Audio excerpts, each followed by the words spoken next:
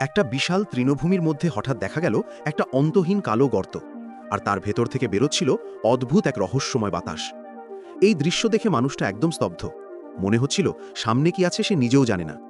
সে নিচু হয়ে একটা পাথর তুলল আর ধীরে ধীরে গর্তটার দিকে ছুঁড়ে দিল। কিন্তু 2 মিনিট, তারপরেও কোনো শব্দ নেই। পাথরটা যেন অন্তর্ধান হয়ে গেল। মানুষটার বুক কেঁপে উঠল। সে সাহস করে নিজের হাতটা গর্তের ভেতর ঢুকিয়ে দিল, আর ঠিক তখনই তার মস্তিষ্কে এক ভয়ঙ্কর দৃশ্য ঝলকে উঠল। সে চমকে গিয়ে তাড়াতাড়ি হাতটা টেনে বের করে নিল, আর সেই কালো ছায়াও হাওয়ায় মিলিয়ে গেল। শরীর কাঁপছিল, কিন্তু মনটা তখনও কৌতূহলে ভরা।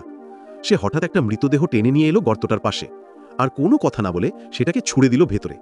দেখা গেল গর্তটা এক নিমেষে পুরো দেহটাকে গিলে ফেলল। সে ভাবল শেষ, কেউ কখনো জানবে না। কিন্তু ঠিক তখনই তার পেছন দিক থেকে এক দীপ্ত আলোর রেখা সরাসরি তার দিকে ছুটে এলো, আর মুহূর্তেই সব কিছু অন্ধকারে হারিয়ে গেল। যদি তুমি উপরের শক্তিতে বিশ্বাস করো, তাহলে এই ভিডিওটিতে লাইক দাও আর চ্যানেলটি সাবস্ক্রাইব করো, না হলে তোমার একটাও স্বপ্ন কখনো পূরণ হবে না।